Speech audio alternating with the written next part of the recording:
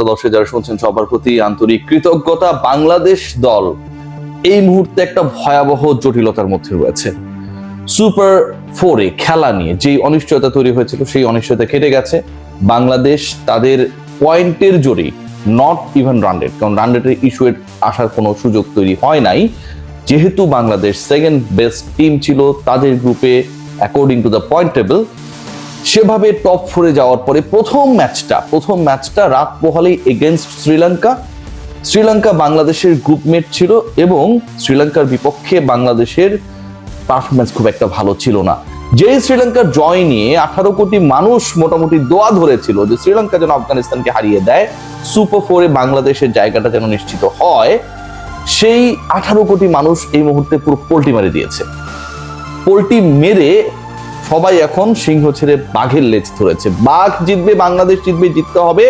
লক্ষ্য এশিয়া কাপের ফাইনাল পর্যন্ত যাওয়ার স্বপ্ন দেখা যায় কি না।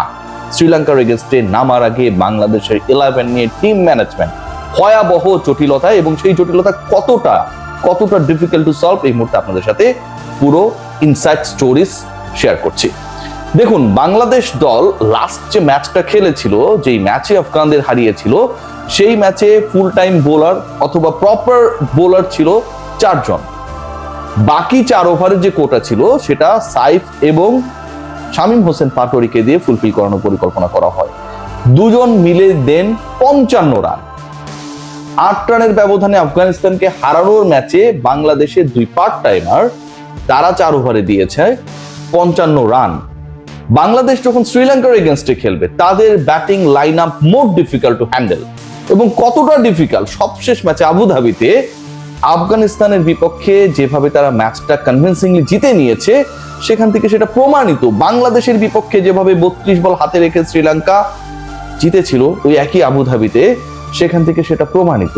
So difficult comparing to Afghan batting line up, সেই difficult batting line up Sri Lanka যারা এটা নিয়ে খেলতে নামবে, তাদের এগেইনস্টে কি বাংলাদেশ পার্টের মধ্যে নামিয়ে দেবে? একজন বোলার পারছে, স্কোয়াডে 11-এ একজন, স্পেশালিস্ট 11-এ একজন, full time bowler, proper bowler, team management বাড়াচ্ছে। 4 জন বোলারের ঝুঁকি বাংলাদেশ দল is not going to take. So একজন যেহেতু বাড়ছে, একজন নাম্বার অফ বোলার যদি বাড়ে, তাহলে বোলিং ডিপার্টমেন্টে তো আসলে কাউকে কমানোর সুযোগ নেই। হয়তো কারো রিপ্লেস কেউ হতে পারে, কিন্তু কেউ কাউকে এমন ভাবে রিপ্লেস করবে না যে ও নাই হয়ে গেছে। ব্যাটিং ডিপার্টমেন্ট থেকেই একজনকে বাদ করতে হবে। সো ব্যাটিং ডিপার্টমেন্ট থেকে একজন বাদ করছেন, সেই ক্রিকেটার কে? সেই আলোচনায় রয়েছে আবার 3টা নাম। এই 3 নামের মধ্যে সবচেয়ে বেশি আলোচিত নাম হচ্ছে তাওহিদ হৃদয়, যিনি গত ম্যাচে 20 বলে 26 রান করেছিলেন। তার ব্যাটিং স্টাইল, অ্যাপ্রোচ, অ্যাপ্লিকেশন এখন পর্যন্ত খুব বেশি কনভিন্সিং না কারো কাছে। রয়েছেন আমাদের টেলে যে 2 জন ব্যাটিং করেন, বিশেষ করে 5 এবং 6, শামীম হোসেন পাটোয়ারি এবং জাকির আলী অনিক। লাস্ট ম্যাচে তাওহিদ হৃদয় তো কিছু রানস করেছেন, 130-এর কাছাকাছি স্ট্রাইক রেটে ব্যাট করেছেন, কিন্তু the way Jaker Ali Anik miss the balls to hit to touch, last 11 বলে 5টা ডট, যার মধ্যে টানা 4টা ডট দিয়েছেন জাকির আলী অনিক। সব বল একইভাবে লেগ স্ট্যাম্পের মানে লেগ সাইডের দিকে টেনে মারার চেষ্টায়, এন্ড হি ওয়াজ ফেইলিওর। স্লোয়ারে কিভাবে অ্যাপ্লাই করতে হয় স্লক্স ওভারসে, ওই কাজটা জাকির আলী অনেক করতে পারেন নাই।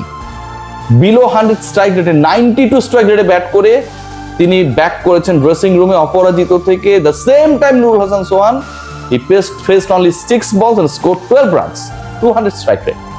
সো 3 জন ক্রিকেটার রয়েছেন, এবং যারা ব্যাটিং লাইন আপের স্ট্রেংথ বলতে পারি, পার্ট বলতে পারি, যেভাবে এটাকে এক্সপ্লেইন করেন না কেন, আউট অফ 7 ব্যাটসম্যান, এই 7 জন ব্যাটার যাদেরকে বাংলাদেশ খেলিয়েছিল সবশেষ ম্যাচে 8 রানে জয় করা ম্যাচে, সেই 7 জন থেকে একজন বাদ পড়বেন। এবং সেই মানুষটাকে জাকির আলী অনিক, তাওহিদ হৃদয় নাকি শামীম হোসেন পাটোয়ারি, সেই আলোচনাটা রয়েছে। এবং তার পরিবর্তে একজন বোলার বাংলাদেশ 11-এ ঢুকছেন, সেই বোলারটাকে, সেটাও কিন্তু একটা আলোচনার বিষয়। সেই আলোচনায় আমি যাচ্ছি, কে ঢুকতে যাচ্ছে, স্পিনার নাকি পেস বোলার নাকি অন্য কেউ, সাইফুদ্দিন, এই আলোচনা তো রয়েছে। তার আগে একটু ইন্টারেস্টিং আরেকটা ফ্যাক্ট আলোচনা করি। আমি আপনারা জানেন যে লাস্ট যে ভিডিওটা আমি বানিয়েছিলাম, সেখানটা আমি বলেছি যে আসলে we actually need Parvez Hossain Emon in opening. কেন তাকে প্রয়োজন? ওই এক্সপ্লোসিভ স্টার্টটার জন্য। পাওয়ার প্লেতে বাংলাদেশ যদি একটা দারুণ অ্যাপ্লাই করতে পারে, যদি দুই ওপেনারের একজন অ্যাটাক করতে পারে, সফল হতে পারে, then it could be easier for the other batters to accelerate. But team management, they are in a decision. Almost এই ডিসিশনটা ডান। পারভেজ হোসেন ইমনের কালকের ম্যাচে শ্রীলঙ্কার এগেইনস্টে খেলার সুযোগ নেই, সুযোগ তারা দেখছেন না। প্রথম কারণ যেটা, রিপ্লেস করবেন কাকে? যেহেতু আপনি একজন বোলার এক্সট্রা খেলাবেন, তার মানে আপনার একজন ব্যাটার এমনিতেই কমবে। এখন বাকি যে 6 জন রয়েছে, এই 6 জনের মধ্যে কাকে রিপ্লেস করে পারভেজ হোসেন ইমনকে খেলানো হবে? কোন জায়গা টিম ম্যানেজমেন্ট খুঁজে পাচ্ছে না। সাইফ হাসানকে খেলানো হবে। 28 বলে 30 রান করেছেন, ওপেনিং এ দারুণ একটা পার্টনারশিপে তার একটা রোল ছিল, বল হাতে বিফল হয়েছেন, কিন্তু তাকে খেলাতে চায়। পারভেজ হোসেন ইমনকে না খেলানোর যুক্তি আরো 2 জায়গা থেকে টিম ম্যানেজমেন্ট দেখাচ্ছে।